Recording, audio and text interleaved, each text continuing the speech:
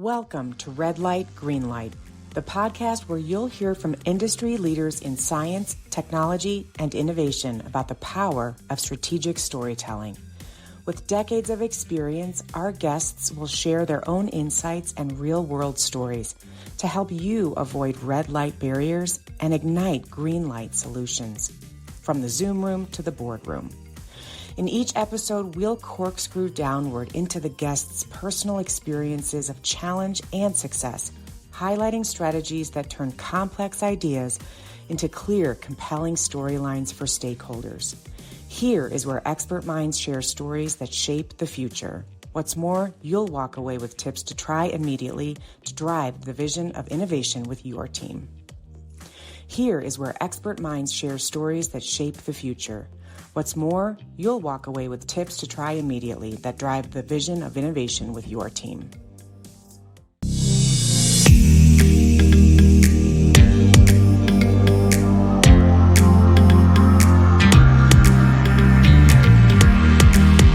Hello, everybody. I'm Cindy Skalicky, and I'm here today bringing you a new guest to our podcast, Red Light, Green Light. We always bring to you every week a new leader who has decades of experience in areas that are of interest to our audience of science, tech, and pharma and finance innovators. So today, I'm really looking forward to bringing you someone who actually is from one of my alma maters at the University of Georgia. Today, I have with me Jim Edwards, who is the CEO at Elite Strategic Services, and he is also the author of a new book, which is called To Invent is Divine. Jim, welcome to the show, and thank you for being with us. Thank you, Cindy. I appreciate your having me.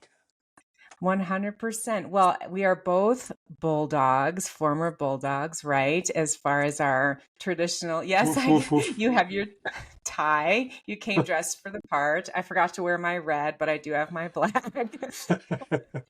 We're halfway there. We both spent years at different times of our lives at the University of Georgia in Athens. I was there for my degree in rhetoric and speech communications. Remind me what brought you to the University of Georgia and what degree did you leave with? I went to the University of Georgia because my father went there. He went as a World War II veteran after the war. Wow. Okay. On the GI Bill. And so he was able to get a college education. He went to the pharmacy school, and growing up, we'd go to, probably one football game of every year. And so getting over there from an early age of all the way up to, through high school. And I was just all Georgia all the time. And back then they were good enough that even on 3 channels on television for a long time, you could still see them, once in a while. Yes. So, without traveling.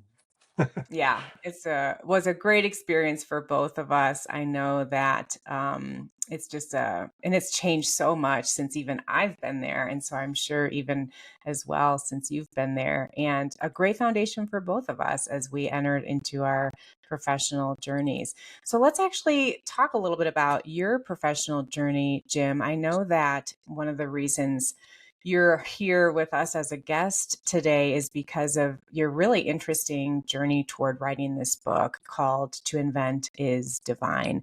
And I just want to start with that from kind of your really interesting history, right? You kind of started as a political science, maybe politics and history was an interest of yours. Then you ended up on Capitol Hill. Then you started to work in areas of protection and patenting. And then you wrote this very unique book. So can you connect some of those dots briefly for us so we can hear how you arrived here? And then we'll dive into your book. Certainly. Well, I majored in speech communication because of its broad applicability. And I, from an early age, was interested in politics and government and history. Okay. And so I'm the one who was the only one in the family who stayed up late at night to watch the uh, political conventions and those sorts of things, and Okay. just Nice. really interested and Mm-hmm. read a lot of history even as a Mm-hmm. kid, Mm-hmm. and so from there, I didn't major in history, obviously, but I did have Mm-hmm. a strong interest. And Mm-hmm. I also kind of hoped to work in the U.S. Senate.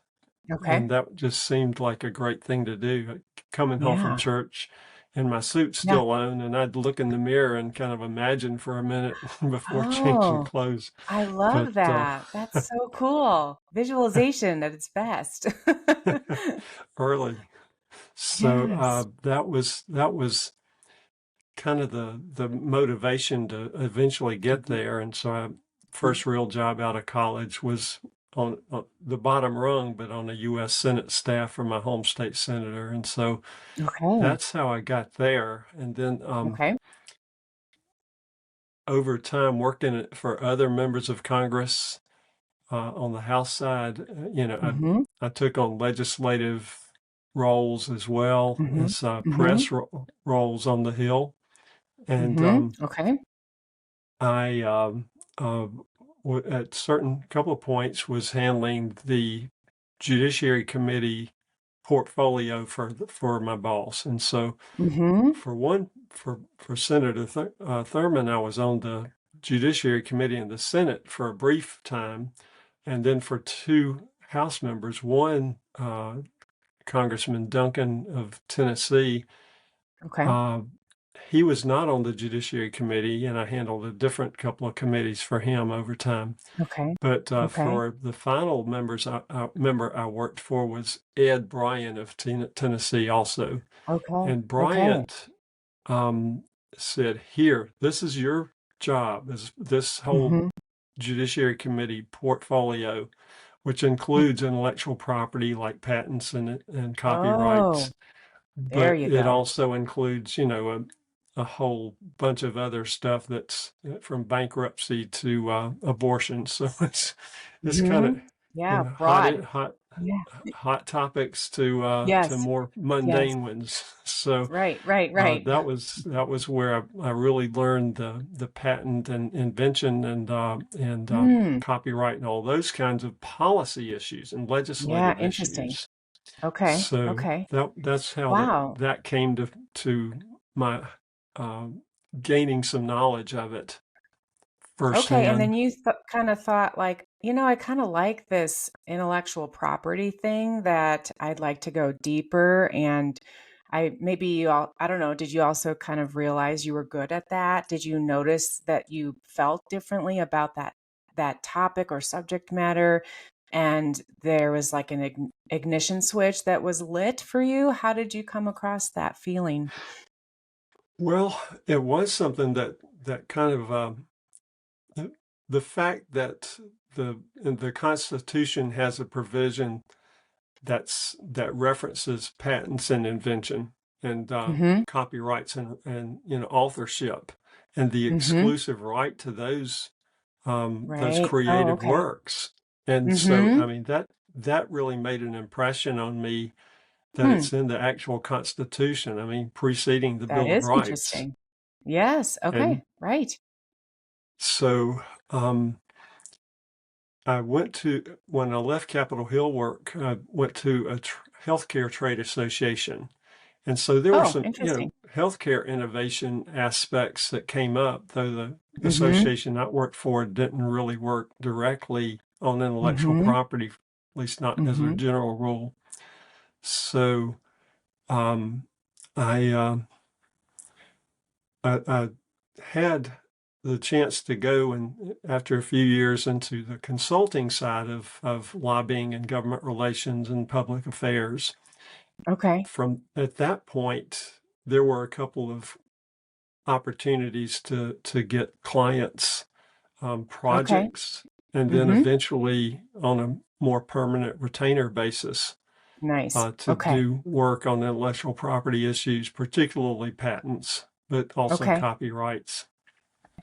Got it. And, this is one of those areas. Well, first, I thought it was interesting that you said that about the Constitution and the Bill of Rights and patents being mentioned in those documents. And the thought just occurred to me like, well, the United States of America is an invention, and it is like one of the first times that this type of government was created in that specific way. So that just was an irony, I guess, for the way that I was thinking through what you said. No, that's But quite insightful. That's a really good insight.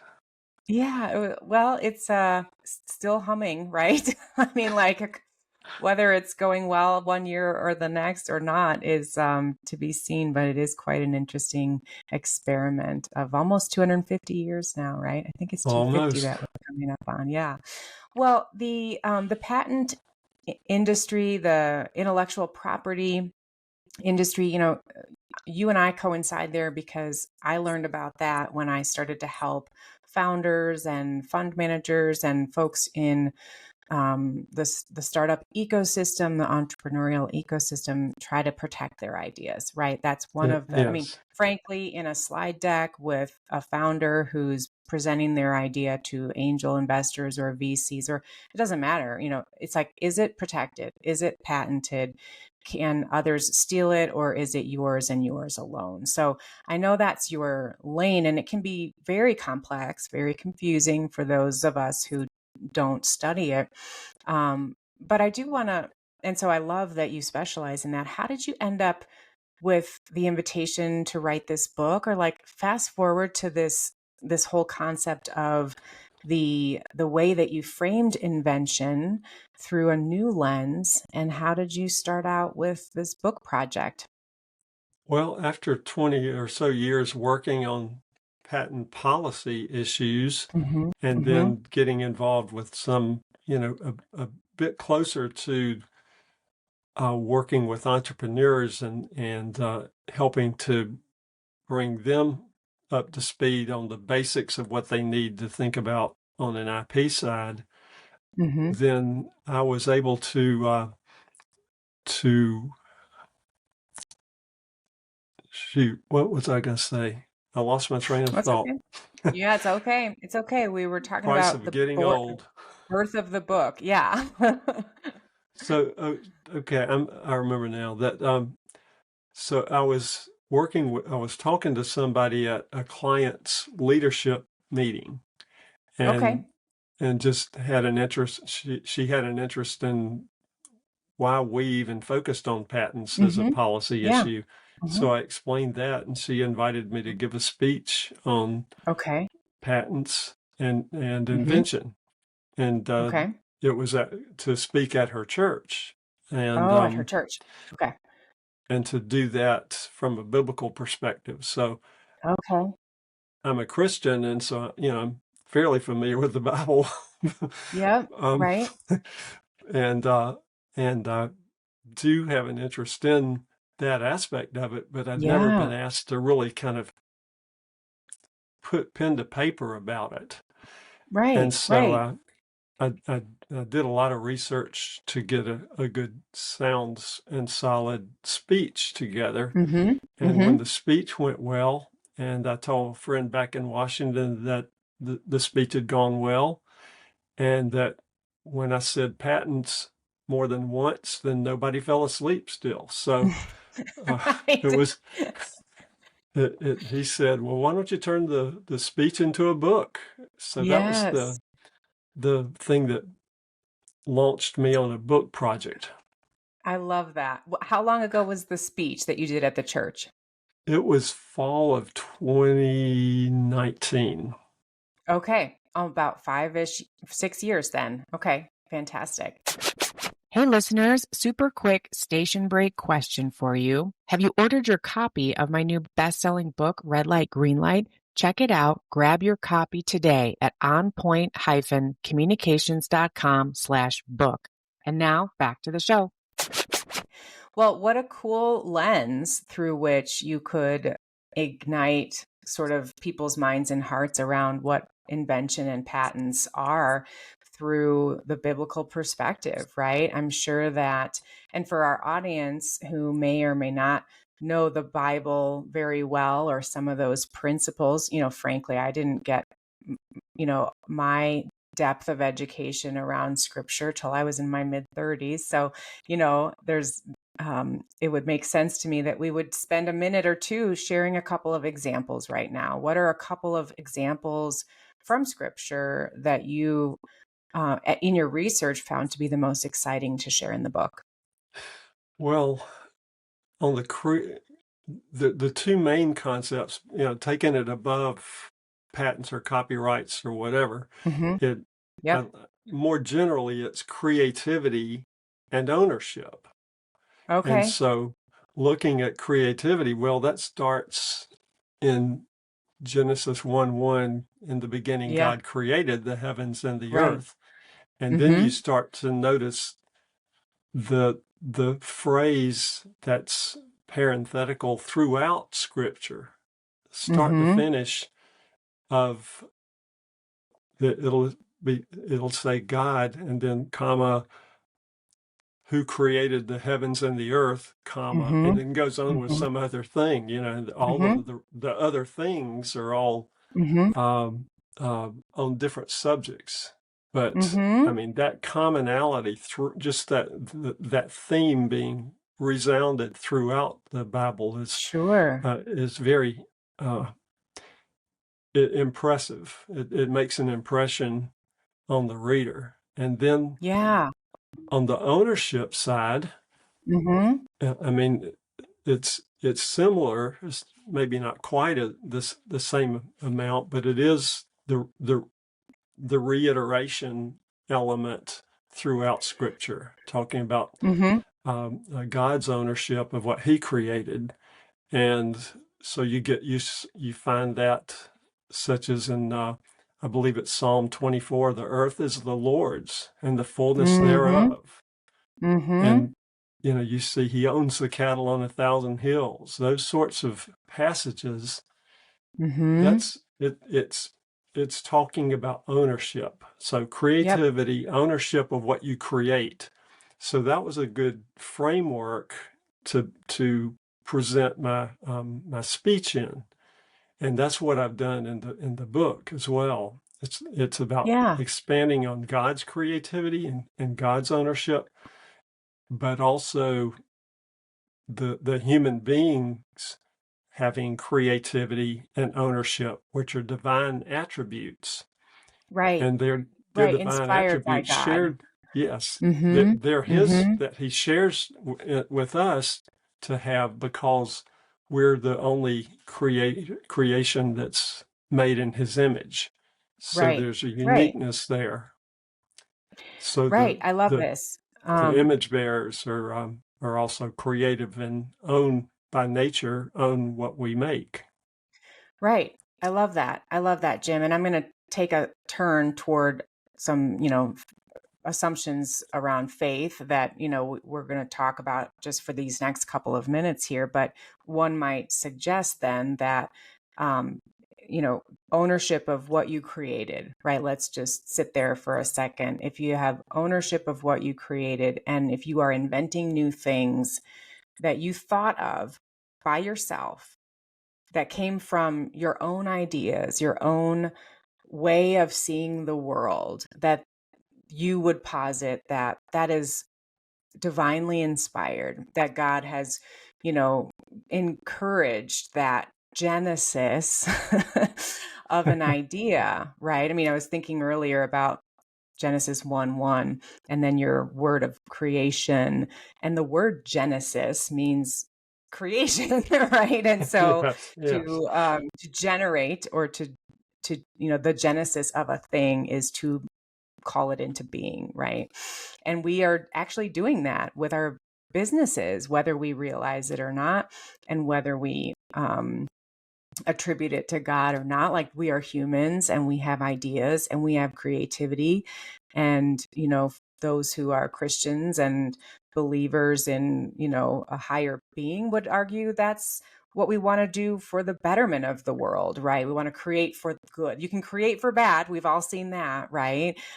Just Yes. looking at your dad's generation of World War II, of course, would be one way to create for bad, when war is happening and such. But yeah, that's a really neat perspective to share, and one that just fills you with hope, right? Like fills you with good feelings. Have you had good responses so far from your audiences, Jim? And can you talk a little about, what has ignited in other people from the book that maybe you didn't know would be ignited?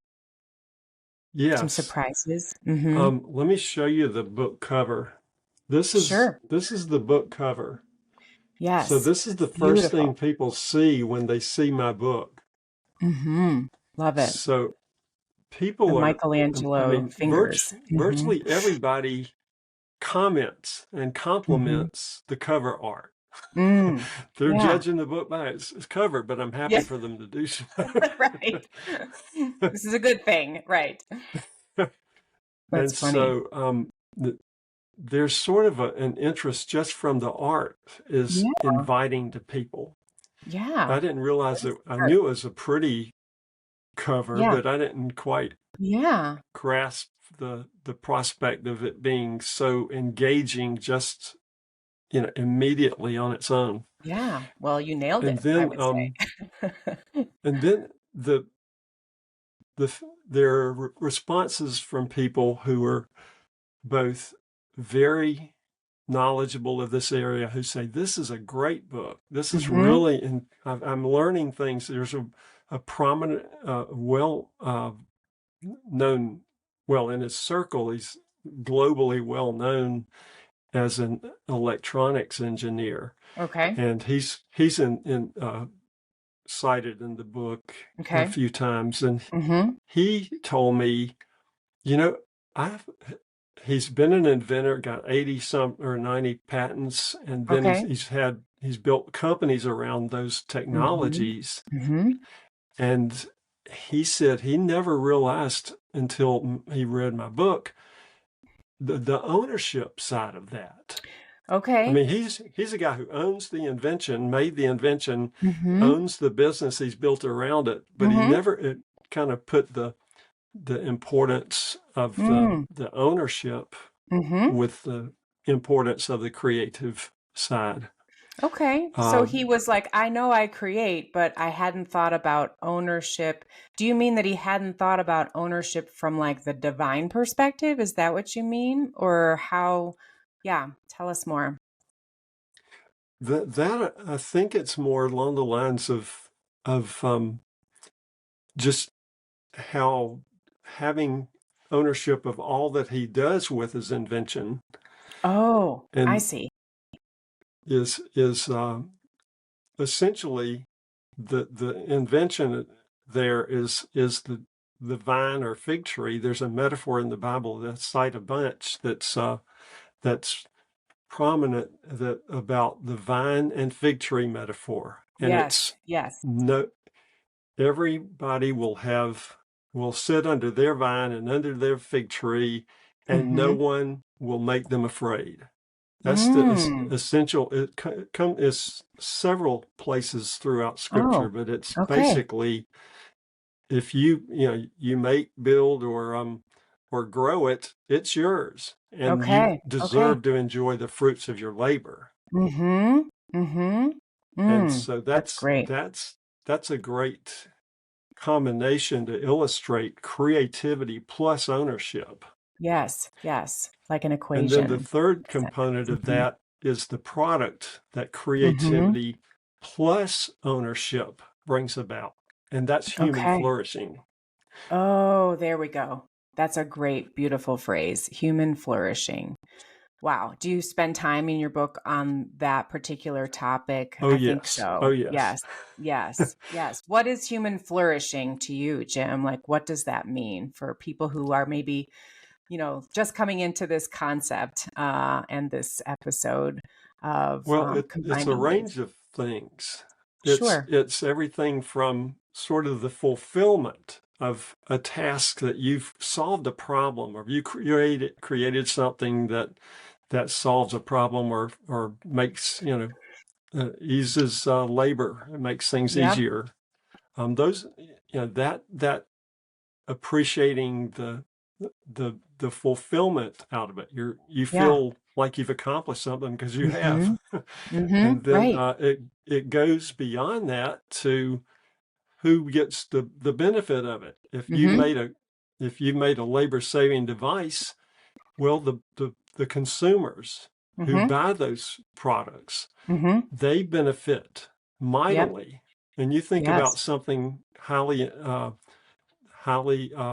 valuable, such as Mhm. um, a, a medical device or a pharmaceutical product that takes Sure. billions and billions, if not more, of dollars Mhm. to create one. Mhm. Then, if you're the recipient of that medicine or device, Mhm. Mhm. your life is enhanced or even Yes. saved or changed Yes. in a Right. positive manner. Your health Yes. is restored, those kinds of Mhm. things. Mhm. Yep. And So if you've that's human created that, flourishing. yeah, if you've created that medication or that device, you have provided the potential for human flourishing at scale, right? As Yes, far as yes, having real impact as a result of your creativity and your ownership, and then taking it to scale leads to your own personal human flourishing because you did that idea, and also it allows other humans to flourish because they're using your idea. With that, um, yes, that's the whole idea, I suspect, that you're trying to get after, right? exactly. I And love it it.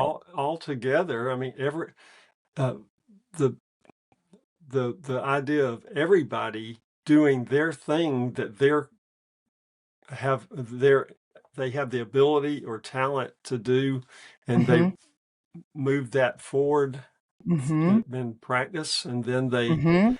they are making and doing things that advance um, Mhm. not only knowledge and not only the state of the art Mhm. in a mechanical or electronic sense, but Mhm. also in terms of making stuff that's valuable, i.e., Mhm. creating wealth, Right. Okay. Okay. providing Creating wealth. jobs. Yeah. Right. Oh, that's a different type of creating that is less tangible as far as holding a thing, right? That you have patented, but you can create wealth, which is opportunity, which is flourishing, right? I love that. I love Exactly. that. Hey, listeners, super quick station break question for you. Have you ordered your copy of my new best-selling book, Red Light, Green Light? Check it out. Grab your copy today at onpoint-communications.com/book.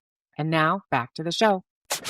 Jim, how did you decide to structure the chapters of the book? If you could give us like a quick once over on how you, because, that's something I've also experienced in writing the book that this podcast is based on, right? Red Light, Green Light. It's a journey to write a book. It is a lot of choices. And, for us, in my writing, I was lucky to have the acronym of the how-to model to take up a lot of the chapters, one per letter. But for you, when people get the book and open the book, how do you take them through it? Are there like 3 chunks? Are there stories? What did you decide to do?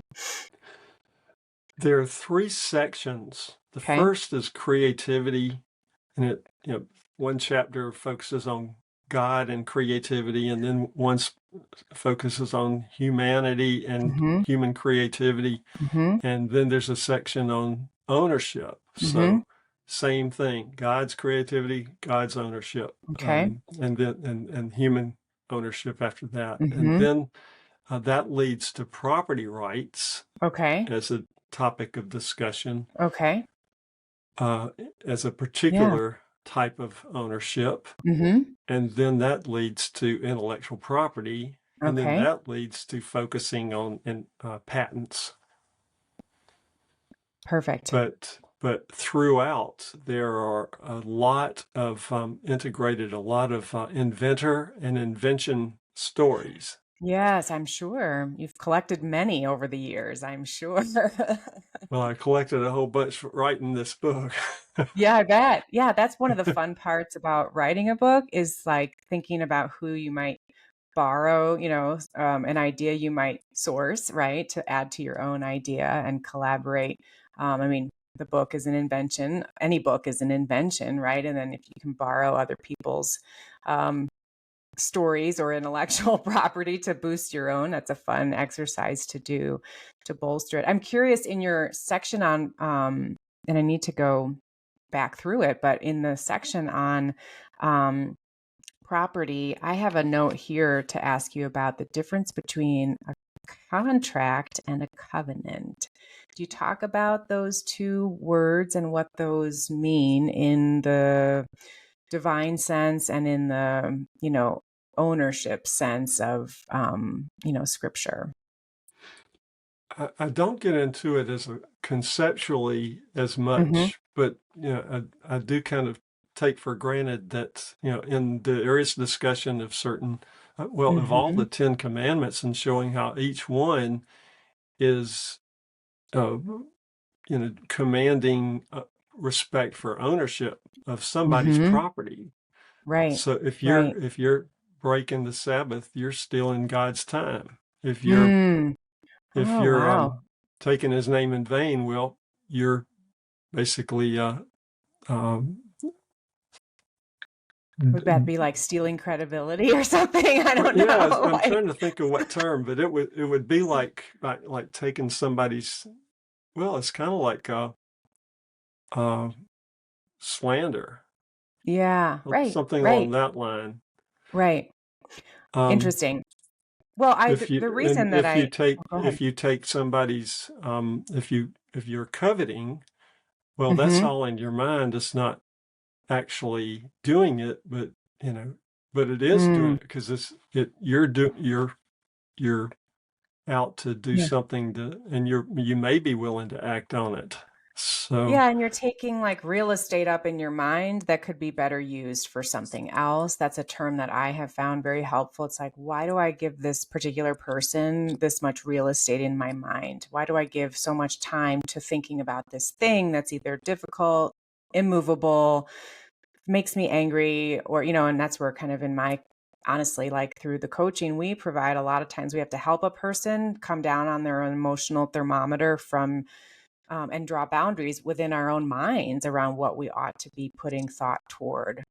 yes. Um, yeah, I love that. And I just remember learning the difference between covenant and contract. And I thought it was fascinating when I was in my years of the scriptural studies that I did. And it's, the contract is the written agreement that you and I might have about, like, I'm going to provide services rendered to you in exchange for, XYZ. And then the covenant is like, marriage covenant is also an agreement, but it's stronger because it includes like heart. So I'm thinking of like, contract is mostly head to head, logos to logos. And covenant would be like a blend of logos and pathos, right? As both like all encompassing, and it's a more serious type of agreement you make with a human and their heart. Like in marriage, you have a covenant, which is different than a contract, which is one you can break. You can break a contract, but not a covenant. God ordains a covenant. So this was just reminiscent of a conversation I remember having. And I just wanted to put that out there and see if you had talked about it in your book at all. So, yeah, very interesting. Love it. Jim, what do you hope your book accomplishes? How do you hope it, what are your hopes for it as you look ahead? I hope that it will be inspiring to everybody to recognize that as a image bearer of God, you have creativity, whether it's Mhm. inventive sort in the useful arts or whether it's Mhm. the creative Mhm. expressionary type of creativity in the fine arts. That's Yep. both Okay. are in the same from the same source. They're just two Mhm. sides of creativity. Yeah. And That's great. what if you're not inclined toward, particularly music or art Mm-hmm. or even, invention and Mm-hmm. electronics and stuff, then Mm-hmm. you are still, you have capabilities and Yep. rationality and all those sort Mm-hmm. of faculties, Mm-hmm. and apply them in building a job or solving a Mm-hmm. problem or Mm-hmm. whatever it is Right. you do for a living. Mm-hmm. And everybody has the ability to flourish. It's Mm-hmm. just you got to find out what your aptitude is in and Right. What apply you're that. gifting. Because Mm-hmm. Right. Right. Right. Right. We we had a guest here in our first season who's a specialist in innovation and innovating and creative thought. Bill Stainton is his name, and his episode is in the first season. And he's brilliantly, um, he speaks so eloquently and brilliantly about innovation as an art and the practice of being creative. And so that's kind of where I'm going with the things you're sharing in the book around creativity and ownership. Everybody's innovating every day, whether it's just about like how to do a new thing differently so it's more efficient or cheaper or faster. We're always innovating. And then there's those moments of where you kind of get stopped in your tracks, like, wait, hold on. I think I had an idea. That might be a good one. It's like, yes, maybe you should take it to the next place. Maybe you should, vet it with some people around the office or in your orbit. And maybe there's something to that. Right. yes, And that's just the fun part about being a creative being. So yeah, that's and you fantastic. think about it, the early on in the United States, a lot of the inventions came from people who were doing practical work. They're Mm-hmm. farming. Right. They're they've got to get their oh oh their wagon back working. Right. Right. Things like that Yes. they come Livelihood. up with solutions. They Yes. see a problem and they make a Yeah. solution. And then you Yeah. think of physicians who see Mhm. problems, and one guy who's interviewed in the book from the Medical University of South Carolina, he Mhm. uh, was in a clinical setting, and there was Mhm.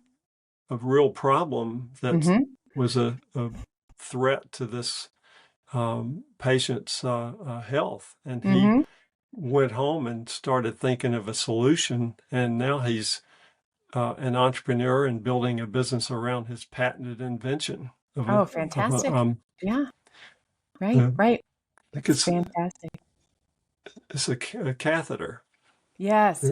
Yes. for a Right. certain type of usage. Wow. Wow. Yeah. Well, there's always, uh, new problems are popping up all the time, and they need solutions and they need creative thought. And it's all about how you see what you see when it comes to what you end up creating. I mean, to like completely land the plane here, I guess what's interesting as I'm thinking about all of this is that, the book that I wrote, which I don't have, oh, no, I don't even have one here. Isn't that terrible?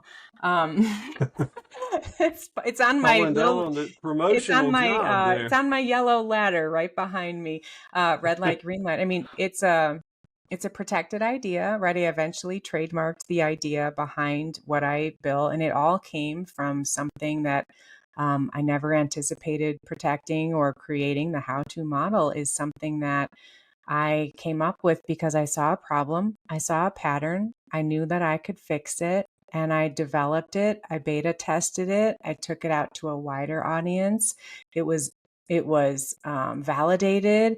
It was furthered and iterated so that it would be better. Then it was copyrighted. Then it was trademarked. Then it was published, and now it's gone out into the world in ways I never imagined. And it's it's mine. It's created. It's protected. So I guess I have divinely invented. And it was born at the University of Georgia when I really learned, what I was great at. And so full circle right there. Excellent. Well, That's I so do great. have a confession as a Georgia Bulldog and Yeah. i.e. By nature a Gator hater. Um, Uh-oh. there is the Gatorade story in my book. Oh, So I oh, met the Gatorade lead inventor's daughter a few yes, years you are. back, and so Yes, I have a daughter who's a Gator. I know we're all over the map in our family now with kids at all these schools that play each other constantly. So on Saturdays, I'm just throwing one shirt on and one shirt off and a hat on and a mug, and it's pretty funny. But that is a pretty incredible story of ownership, invention, creativity, the Gatorade story. I mean, it's been so successful that it really has taken many generations of people a hot second to realize that Gatorade is from the Florida Gator. Like it doesn't even, not even, you don't even know that sometimes, right? And that's the magic of great marketing and product development all the way from the very beginning. So that's a great I like the example. product, hate the name. Right, right, right. Right there with you. I completely get it. Well, Jim, tell us what's coming up for you in the next 12 months or so and how people can find you as we close up today. Well, I'm pushing forward into the new year on book promotional Mm-hmm. uh, opportunities, and so looking for speaking engagements Great. and book Yeah. talks and book signings and all that. So Okay. it's really been keeping me busy. Mm-hmm. I'm Yeah. getting more uh, miles on my airline Good. That's good. miles than I've ever had before. So uh, Fantastic. hopefully there will be a lot more opportunities in the new year, which some are Mm-hmm. already percolating and coming along. Yeah. So I want to Good. push through that, and Yeah. I think I'm hesitant to say I'll start a second book, but I've had some ideas and things that Mm-hmm. I would like to elaborate on from this Yeah. book Mm-hmm. that I'm contemplating Yes. what and how to put it together, but I'm not working on it. I'm just kind of, it's in the back of my mind for Yeah. as I think about things that people tell me. The one thing that I'll say about this book is I think mentioned earlier that people who are knowledgeable in this area Mm-hmm. have complimented it, and also there are people on the other end of the spectrum who aren't Mm-hmm. inventive at all and have no Mm. interest in patents or Hmm. they don't until they pick up my book. But Okay. Great. Well, there's for instance there's one um, friend who said that she never had any interest in patents or invention until mm-hmm. she read my book. Okay. See, so Just you're out of starting her some lane things from altogether. new. Yeah. You're starting them right off at the very beginning in some cases. Well, that's how you know it's a great book because it can hit multiple audiences no matter where they are with the concept. And that's a job well done. So, congratulations, truly, because Thank it's you. not easy to accomplish that. And if our listeners are aware of any, faith-based places or not, but also, if you belong to an organization that would be of interest to host Jim, then please reach out to him. He's interested to share more, and you can find Jim at LinkedIn under James Edwards, and you can find the probably searching for him because it's such a popular and common name. You might search Elite Strategic Services to find him and And connect with yeah, him there. Elite Strat, ELITE, Elite Elite Strat, Strat. Okay. STRAT.com. .com. So Elite Perfect. Strategic Services boil Yeah. down to Elite Yeah. Strat Okay, there you dot go. com. EliteStrat.com. Fantastic. And then, James, my thought for you as I was listening is, as you're going out and doing all these speaking gigs, um, I bet the second book is inside of those speeches, and it'll come to fruition from speaking, like having that spidey sense. I often will coach clients like, can you do two things at once? Can you like do your thing, like you're speaking and you're writing, and can you hover above yourself as well to observe what's happening in the ether as you're doing the other thing and notice what's happening with the audience, with the ideas coming at you, and inside of yourself too, that excites you about what you might write about. And so maybe the book is just not ready to come out yet, but it's on its way through your events that are coming into your calendar. Who knows? It'll be Well, divinely inspired, I'm sure. well, Well, thanks, thank you. Jim. Thank you so much. Thanks, Cindy. It's been a great pleasure to be with you. Yes, 100% likewise. And thank you all for listening. We've had a wonderful time together today to share with you some wisdom from Jim Edwards and his book, To Invent is Divine. You can find that at Amazon. You can leave a review there. Don't forget, if you haven't done it yet, to grab a copy as well of Red Light, Green Light and get a twofer, right? Come into our orbit and let us help you get accomplished some goals from your list this year. Thanks for joining us, everybody. We'll be back again next week with another great guest and another great episode of Red Light, Green Light. Until then, get out there, find an audience that you'd like to get from the red light of risk to the green light of go, and go nail it. We'll see you next week. Bye-bye.